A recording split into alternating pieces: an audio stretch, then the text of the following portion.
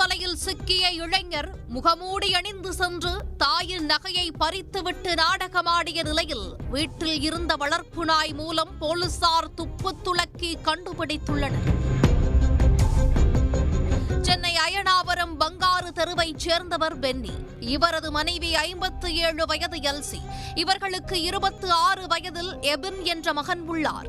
இந்த நிலையில் கடந்த 6ஆம் தேதி கணவர் மற்றும் மகன் வேலைக்கு சென்ற நிலையில் வீட்டில் எல்சி மட்டும் தனியாக இருந்துள்ளார்.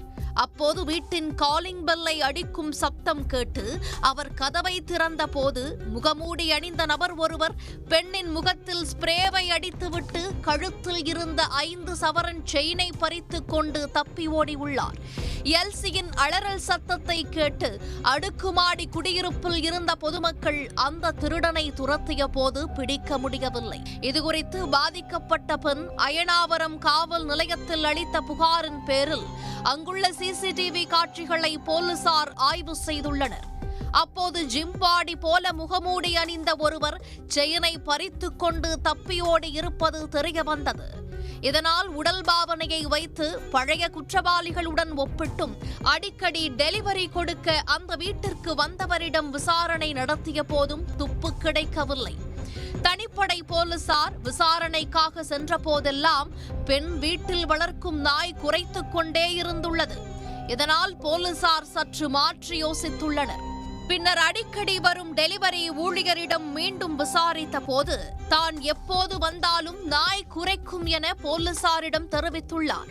இதையடுத்து நகையை பறிகொடுத்த பெண்ணிடம் நகையை பறிக்கும் போது நாய் குரைத்ததா என விசாரித்தனர். அப்போது அவர் நாய் குரைக்கவில்லை என தெரிவித்ததால் போலீசாருக்கு சந்தேகம் வலுத்துள்ளது. அது மட்டுமின்றி போலீசார் விசாரணை செய்யும் போது பெண்ணின் உறவினர்கள் பதற்றமாக உடன் வந்த போது அவரது மகன் வீட்டில் எதுவும் நடக்காதது போல தூங்கிக் கொண்டிருந்ததை கண்டு போலீசாருக்கு சந்தேகம் அதிகரித்துள்ளது. சிசிடிவியில் பதிவான நபர் ஜிம்பாடி போல் இருந்ததால் எல்சியின் மகனை நடக்க வைத்த போது அதே போன்று இருந்ததால் போலீசாருக்கு சந்தேகம் மேலும் வலுத்தது. எல்சியின் மகன் எபினை அழைத்து சென்று போலீசார் தங்களது பாணியில் விசாரித்த போது திடுக்கிடும் தகவலை கூறியுள்ளார். வேலைக்கு ஏதும் செல்லாமல் ஆன்லைன் ட்ரேடிங் செய்து வந்துள்ளார். அதில் முதலில் சம்பாதித்த எபின் பின்னர் பணத்தை இழந்துள்ளார். இதனால் லோன் ஆப்பில் கடன் வாங்கி ஆன்லைன் ட்ரேடிங்கில் செலுத்தி சுமார் 6 லட்சத்திற்கும் மேல் இழந்துள்ளார். இதனால் கடன் தொகையுடன் அதிக வட்டி தொகையை கேட்டு ஆன்லைன் லோன் ஆப் கும்பல் தொடர்ச்சியாக தொல்லை கொடுத்து வந்துள்ளனர். மேலும் இவரது புகைப்படத்தை ஆபாசமாக சித்தரித்து அனுப்பி வந்ததால் உடனே பணத்தை கொடுக்க வேண்டும் என்ற மன உளைச்சலில் தாயின் நகையை பறிக்க திட்டமிட்டு பறித்தது விசாரணையில் தெரிய வந்தது. எபின் தான் திருடிய தகவலை போலீசார் அவரது தாய் எல்சியிடம் தெரிவித்தனர்.